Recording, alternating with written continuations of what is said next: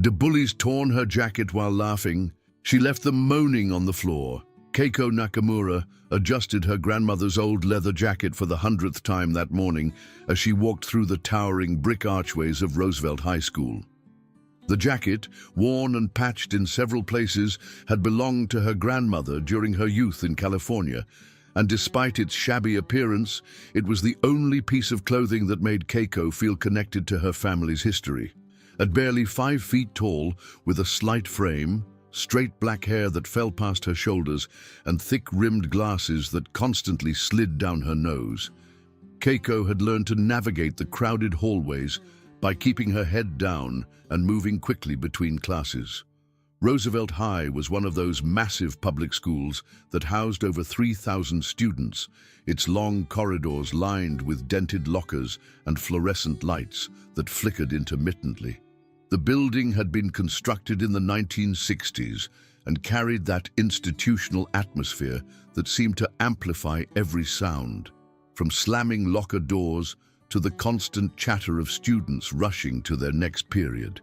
Keiko had been attending Roosevelt for almost 2 years now, ever since her family moved from San Francisco to this suburban town outside Phoenix. But she still felt like an outsider looking in. The move had been necessary after her father lost his job at a tech company, forcing the family to relocate to a more affordable area where he could find work. Keiko's parents, both first-generation immigrants from Japan, had instilled in her the values of hard work, respect, and avoiding confrontation at all costs. They believed that keeping your head down and focusing on academics was the path to success in America, and any trouble at school would only create more problems for the family. What her classmates didn't know was that Keiko had been training in traditional karate since she was 7 years old. Her grandfather, who had been a respected martial arts instructor in Osaka before immigrating to America, had taught her father, who in turn had taught Keiko. The discipline required intense focus, perfect technique, and above all, the understanding that martial arts should only be used for self-defense and protection of others, never for aggression or revenge. Her grandfather's philosophy was simple. The strongest person is the one who never needs to prove their strength.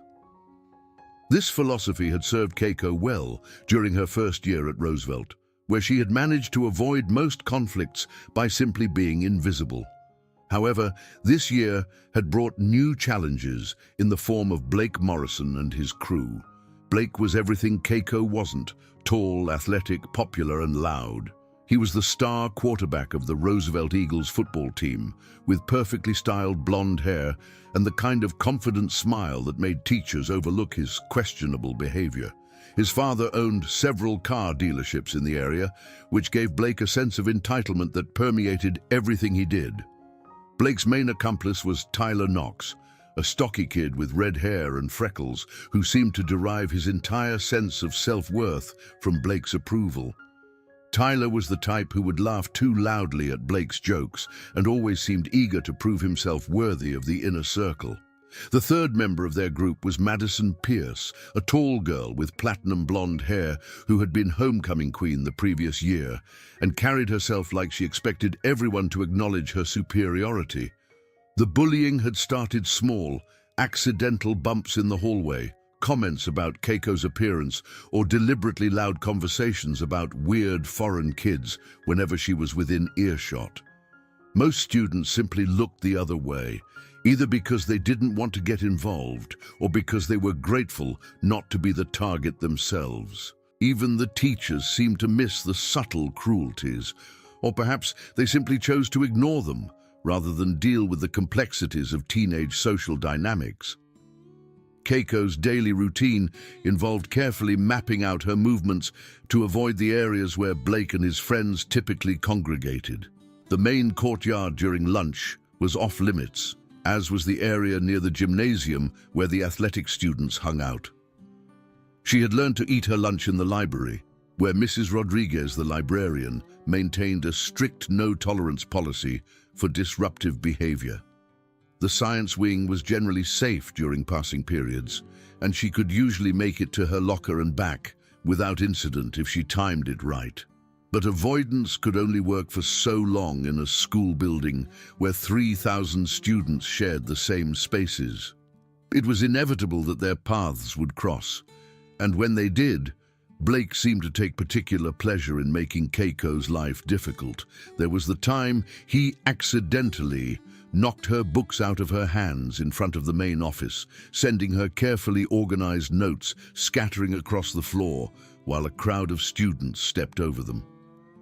Another time, Tyler had spilled his chocolate milk on her backpack in the cafeteria, claiming it was an accident while Blake and Madison laughed loudly enough for half the room to hear. The incidents were always designed to be just subtle enough that they could be explained away as accidents or misunderstandings. Blake was too smart to do anything that would get him in serious trouble. Especially with football season approaching, he understood the game of plausible deniability, and he played it expertly. When a teacher happened to be nearby, he would even offer to help clean up the mess he had created, playing the part of the concerned classmate while shooting Keiko looks that made it clear the harassment was intentional. Through it all, Keiko maintained her composure and her commitment to her grandfather's teachings. She would clean up the scattered papers, replace the ruined items, and continue with her day as if nothing had happened. Her parents had always taught her that responding to provocation would only make things worse, and that success in school should be measured by grades and achievements, not by social standing or popularity. Every evening, she would practice her forms in the garage, channeling her frustration into precise movements and controlled breathing, reminding herself that true strength came from discipline and self-control. But Blake seemed to interpret her lack of response as weakness, and the incidents began to escalate. He started making comments about her appearance, calling her 4 eyes and tiny whenever he passed her in the hallways. Madison joined in with observations about Keiko's clothes, particularly the old leather jacket that had become a daily target for mockery. "Did you get that from a thrift store?" Madison would ask loudly, causing other students to turn and stare. "Or did someone throw it away and you picked it out of the trash?" The breaking point came on a Tuesday morning in late October. Keiko was at her locker organizing her books for the day when she felt someone grab the back of her jacket and yank hard. She spun around to find Blake standing there with Tyler and Madison, all 3 of them grinning with the kind of malicious glee that made Keiko's stomach turn. In Blake's hand was a large piece of the leather jacket's sleeve, torn completely away from the shoulder seam. "Oops," Blake said with mock concern, holding up the torn piece of leather. "Looks like your jacket finally fell apart. I guess that's what happens when you wear garbage to school." Keiko stared at the ruined jacket, feeling something crack inside her chest. This wasn't just a piece of clothing. It was a connection to her grandmother, a woman who had immigrated to America with nothing but determination and had built a life for her family through sheer willpower. The jacket had survived decades, had been worn during her grandmother's first job at a California factory, had been carefully preserved and passed down as a symbol of resilience and strength. "What's wrong?" Madison asked in a sing-song voice that carried down the hallway. "Going to cry about your ugly jacket? Maybe now you'll dress like a normal person." Students had stopped to watch the scene unfold, some laughing along with Blake's crew, others simply staring with the kind of morbid fascination that people have for disasters. Keiko felt her face burn with humiliation as she realized that everyone was seeing her grandmother's jacket being treated like garbage, seeing her being treated like garbage. "Come on, say something," Tyler urged, clearly enjoying the spectacle. "Or are you too weird to even talk?" Keiko carefully took the torn piece of leather from Blake's hand, her movements controlled and deliberate. She looked at the damage, running her fingers over the torn edges, and felt something fundamental shift inside her. Her grandfather's voice echoed in her mind. "The strongest person is the one who never needs to prove their strength." But perhaps there came a time when strength needed to be demonstrated not for pride, but for justice. "I'm sorry about your jacket," she said quietly, her voice steady despite the rage building in her chest. I'll replace it." Blake laughed, clearly not expecting such a calm response. "With what money? Your family probably shops at the dollar store." "Leave her alone, Blake." The voice came from behind the crowd, and Keiko turned to see Marcus Chen pushing through the circle of students. Marcus was in her AP chemistry class, a quiet kid with dark hair and kind eyes who had always been friendly to her. He wasn't particularly tall or athletic, but he had the kind of quiet confidence that came from being comfortable with himself. "Oh, look," Madison said with delight. "The loser found another loser to be friends with. How sweet." Marcus ignored her and stepped closer to Keiko. "Are you okay?" he asked, his voice gentle but his eyes hard as he looked at the torn jacket. "She's fine," Blake said, stepping between them. "We were just having a conversation about fashion choices." "Right, Keiko?" The use of her name in Blake's mouth sounded like a curse, and Keiko felt her hands clench into fists. She had trained for over a decade to control her emotions, to channel her energy into precise movements and disciplined responses. But standing there in the hallway with her grandmother's jacket destroyed and Marcus looking at her with such concern, she felt the careful barrier she had built around her anger beginning to crack. "I need to get to class," she said, closing her locker with more force than necessary. The metallic clang echoed through the hallway, and several students jumped at the sound. "Yeah, you do that," Blake called after her as she walked away, Marcus falling into step beside her. "Try not to wear any more trash tomorrow." The laughter that followed them down the hallway felt like physical blows against Keiko's back. She had endured months of small humiliations, had told herself that ignoring them was the right thing to do, that rising above the petty cruelties was the path her grandparents would have wanted her to take. But they had crossed a line by destroying something that connected her to her family's history, and by doing it in front of Marcus, someone who had shown her kindness. That evening, Keiko sat in the garage with the torn jacket spread out on her father's workbench, examining the damage by the light of a single fluorescent bulb. The leather was old and had torn along the seam, but it might be repairable if she could find the right materials. As she worked, she thought about her grandmother's stories of the early days in California, working in factories and facing discrimination with quiet dignity and unwavering determination. "Keiko?" Her father's voice came from the doorway, and she looked up to see him standing there in his work clothes, his face tired but concerned. "Your mother said you seemed upset today. Is everything okay at school?" Keiko considered telling him about Blake and the torn jacket, about the months of harassment and the growing sense that things were spiraling out of control. But she knew what he would say, that she should focus on her studies, that bullies eventually moved on to other targets, that getting involved in conflicts would only make things worse for the family. "I'm fine, Dad," she said, carefully folding the jacket. "Just working on a project." He nodded, but she could see the worry in his eyes. "Remember what Grandpa always said. The strongest person is the one who never needs to prove their strength. Sometimes the best way to win is to not fight at all." "I know, Dad. I remember." But as she went to bed that night, Keiko found herself thinking not about her grandfather's philosophy of avoiding conflict, but about another lesson he had taught her years ago. "There comes a time," he had said during one of their training sessions, "when refusing to fight becomes its own form of cowardice. When you allow evil to flourish because you are afraid to stand up, you become part of the problem." The next morning, Keiko chose her clothes carefully. Instead of the torn jacket, she wore a simple black hoodie and jeans, clothes that wouldn't draw attention or give Blake and his friends any new material for their harassment. She moved through the hallways with the same careful precision she had developed over the past months. But something felt different.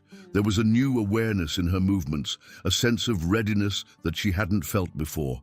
The change didn't go unnoticed. During lunch, as she sat in the library working on homework, Marcus approached her table with a concerned expression. "Hey," he said quietly, sliding into the chair across from her. "You seem different today. Are you okay?" Keiko looked up from her textbook, studying his face. Marcus had always been kind to her, but yesterday he had stepped in when Blake was harassing her, had shown the kind of courage that most students at Roosevelt seem to lack. "I'm fine," she said, but her voice lacked conviction. "That thing with your jacket yesterday, that was messed up. Blake's been getting worse lately. I think he's frustrated about something and taking it out on people who can't fight back." The phrase "can't fight back" hung in the air between them, and Keiko felt a flush of anger at the assumption she could fight back. She had been training to fight back for most of her life. The question was whether she should. "Maybe," she said carefully, "people just need to find the right moment to stand up for themselves." Marcus nodded thoughtfully. "I've been thinking about that too. My dad always says that bullies only have power because good people don't stop them. But it's scary, you know. Blake's got friends, he's popular, he's got protection from the administration because of football. It feels like there's no way to win." "There's always a way to win," Keiko said, her voice stronger than she had intended. "Sometimes you just have to be patient and wait for the right opportunity." The opportunity came sooner than expected. On Friday afternoon, Keiko was walking through the main courtyard after school, heading toward the bus stop, when she heard raised voices coming from behind the gymnasium. She recognized Marcus's voice, tight with anger and fear, and Blake's voice, full of the cruel amusement that had become so familiar. Keiko changed direction, moving quickly toward the sound. As she rounded the corner of the building, she saw Marcus backed against the brick wall with Blake, Tyler, and Madison standing in a semicircle around him. Blake was holding Marcus's backpack, dumping the contents onto the ground while Tyler and Madison laughed. "Please," Marcus was saying, his voice strained, "I need those notes for the test on Monday." "Should have thought of that before you decided to play hero," Blake said, grinding his heel into a stack of papers. "Maybe next time you'll mind your own business." "Yeah," Madison added, "maybe you'll learn not to hang out with freaks." Keiko felt the familiar rage building in her chest, but this time she didn't push it down. This time she let it fuel her as she stepped into the clearing behind the gymnasium. "Let him go," she said, her voice carrying clearly across the space. All four of them turned to look at her, and Blake's face broke into a grin of pure delight. "Look what we have here, the freak herself, coming to save her boyfriend." "He's not my boyfriend," Keiko said, taking another step forward. "He's my friend, and you're going to leave him alone." Tyler laughed loudly. "Or what? You'll cry at us? Maybe throw your broken jacket at us?" "I'll ask you one more time," Keiko said, her voice dropping to a whisper that somehow carried more menace than shouting. "Let him go." Blake dropped the backpack and stepped toward her, his full height and athletic build making him look like a giant compared to Keiko's small frame. "You know what? I'm getting tired of you walking around here like you're better than everyone else. Time someone taught you your place." He reached out to grab her shoulder, the same way he had grabbed her jacket earlier in the week. But this time Keiko was ready. Years of training had taught her to read body language, to anticipate movements, to turn an opponent's strength against them. As Blake's hand came toward her, she stepped slightly to the side, grabbed his wrist, and twisted. The technique was called kote gaishi, a basic wrist throw that used leverage and momentum to bring down opponents much larger than herself. Blake found himself spinning through the air, his feet leaving the ground as Keiko's precise movement sent him crashing to the asphalt on his back. The silence that followed was deafening. Tyler and Madison stared in shock at their leader, who was lying on the ground with a look of complete bewilderment on his face. Marcus had stopped backing away and was watching with wide eyes as Keiko stood calmly over Blake's prone form. "What the hell?" Blake gasped, trying to catch his breath. "How did you—" "Get up," Keiko said simply. and walk away." Instead of complying, Blake scrambled to his feet with his face red with humiliation and rage. "You little—" He swung wildly at her head, putting all his strength behind the punch. Keiko ducked under the swing and stepped forward, driving her elbow into Blake's solar plexus with the kind of precision that came from years of practice. Blake doubled over, gasping for air, and Keiko followed up with a leg sweep that sent him crashing to the ground again. "Blake!" Madison screamed, but she made no move to help him. Tyler, apparently deciding that he needed to defend his leader's honor, charged at Keiko with his fists raised. But Tyler was not an athlete, and his movements were clumsy and telegraphed. Keiko sidestepped his rush and used his momentum to send him stumbling past her. As he turned to try again, she grabbed his shirt and used a hip throw to send him flying through the air. He landed hard on his back next to Blake, the wind knocked out of him.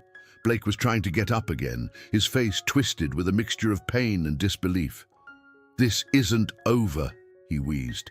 "You think you can just—" "It is over," Keiko said, stepping closer to him. Blake instinctively scooted backward, and she could see the fear in his eyes. "You're going to leave me alone. You're going to leave Marcus alone. You're going to leave everyone alone." "You can't make me do anything," Blake said, but his voice lacked conviction. Keiko knelt down beside him, bringing her face close to his. When she spoke, her voice was soft, but carried the weight of absolute certainty. "I've been training in karate for 12 years. I've been holding back because I was taught that violence should be a last resort. But you destroyed something that belonged to my grandmother, and you hurt my friend. So let me be very clear. If you ever touch me again, if you ever touch Marcus again, if you ever touch anyone I care about again, I will put you in the hospital. Do you understand me?" Blake stared at her for a long moment, and she could see the exact moment when his bravado cracked. He nodded slowly, his eyes never leaving her face. "Good," Keiko said, standing up and brushing off her jeans. "Tyler, Madison, I hope you were paying attention. This applies to all of you." Tyler was still lying on the ground, clutching his ribs and breathing heavily. Madison had backed away until she was pressed against the brick wall of the gymnasium, her face pale with shock. "Are you okay?" Keiko asked, turning to Marcus. He was still staring at her with amazement, his scattered papers forgotten on the ground. I'm fine," he said, shaking his head as if to clear it. "Keiko, that was... Where did you learn to do that?" "My family," she said simply, helping him gather his papers. "My grandfather always said that the strongest person is the one who never needs to prove their strength. But sometimes you have to prove it anyway." As they walked away from the gymnasium, leaving Blake and Tyler still sitting on the ground, Keiko felt something she hadn't experienced in months. Peace. Not because she had hurt someone, but because she had finally stood up for herself and for someone who had shown her kindness. "Thank you," Marcus said quietly as they reached the bus stop. "No one has ever stood up for me like that before." "Thank you for standing up for me earlier this week," Keiko replied. "That took courage." "Not as much courage as what you just did. Blake's going to think twice before messing with anyone now." And Marcus was right. When Monday morning came, Blake walked past Keiko's locker without making eye contact.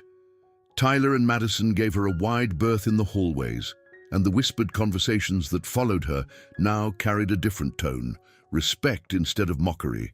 The story of what had happened behind the gymnasium had spread through Roosevelt High over the weekend, growing in the telling until some versions had Keiko defeating half the football team single-handedly. But the truth was dramatic enough on its own. The quiet girl who had endured months of harassment had finally fought back, and she had done it with skill that no one had expected. Mrs. Rodriguez, the librarian, smiled at Keiko when she came in for lunch on Monday. "I heard you had an interesting weekend," she said quietly. "I'm glad you're standing up for yourself." And I'm glad you're still eating lunch in here instead of throwing your weight around in the cafeteria. My grandfather always said that with great power comes great responsibility, Keiko said, settling into her usual spot with a book. Sounds like a wise man, and it sounds like he raised a wise granddaughter. The change in dynamics at Roosevelt was subtle but unmistakable. Students who had previously ignored Keiko began nodding to her in the hallways. Teachers who had seemed oblivious to the harassment began paying more attention to the social dynamics in their classrooms. Even some of the other victims of Blake's crew began walking with a little more confidence, as if Keiko's example had shown them that bullies were not invincible. Blake himself seemed to have learned his lesson. He still held court with his friends in the cafeteria, still dominated the football field, still carried himself with the arrogance that came from privilege and popularity. But he gave Keiko and Marcus a wide berth, and the casual cruelty that had marked his interactions with other students seemed to have diminished. 3 weeks after the confrontation, Keiko was surprised to find Blake waiting by her locker after school. He looked uncomfortable, shifting his weight from foot to foot and avoiding eye contact. "I wanted to apologize," he said quietly, the words seeming to stick in his throat, "for the jacket and for everything else." Keiko studied his face, looking for signs of deception or mockery. But Blake looked genuinely remorseful, his usual confidence replaced by something that might have been shame. "Why?" she asked. "Because it was wrong," he said simply. "And because you could have really hurt me that day, but you didn't. You stopped when you made your point. That's not what I would have done." Keiko nodded slowly. "My grandfather always said that the measure of a person is not how they treat their equals, but how they treat those who can't fight back. You had power over me, and you used it to hurt me. That says something about who you are." Blake flinched at the words, but he didn't argue. "I know. I'm trying to be better. It's harder than I thought it would be." "Good," Keiko said, closing her locker. "Being better should be hard. If it were easy, everyone would do it." As she walked away, Keiko felt the weight of her grandmother's repaired jacket across her shoulders. The tear had been mended with careful stitches and a patch of matching leather, making it stronger than it had been before. Like the jacket, Keiko had been damaged, but not broken, and the repair had only added to her strength. The lesson she had learned was not about the power of violence or the satisfaction of revenge. It was about the importance of standing up for yourself and others, about the courage required to face your fears, and about the wisdom to know when strength should be used and when it should be restrained. Her grandfather's philosophy had guided her well, but she had learned to interpret it in her own way. The strongest person is indeed the one who never needs to prove their strength. But sometimes, proving it once is enough to ensure you never have to prove it again. Sometimes, standing up to a bully is the kindest thing you can do, not just for yourself, but for everyone who comes after you. And sometimes, the quiet ones are the ones you should fear the most because they have been watching, learning, and waiting for the moment when action becomes necessary. As Keiko walked out of Roosevelt High that afternoon, she felt her grandmother's presence in the worn leather jacket, in the careful stitches that had made it whole again, and in the knowledge that strength and dignity could coexist. The bullies had learned their lesson, Marcus had found his courage, and Keiko had discovered that sometimes the best way to honor your grandfather's teachings is to know when to set them aside and forge your own path. The halls of Roosevelt High would remember this story for years to come, but not as a tale of violence or revenge. They would remember it as a story about the power of standing up for what's right, about the courage to face your fears, and about the wisdom to know that true strength comes not from the ability to hurt others, but from the restraint to stop when you've made your point. In the end, that was the most important lesson of all.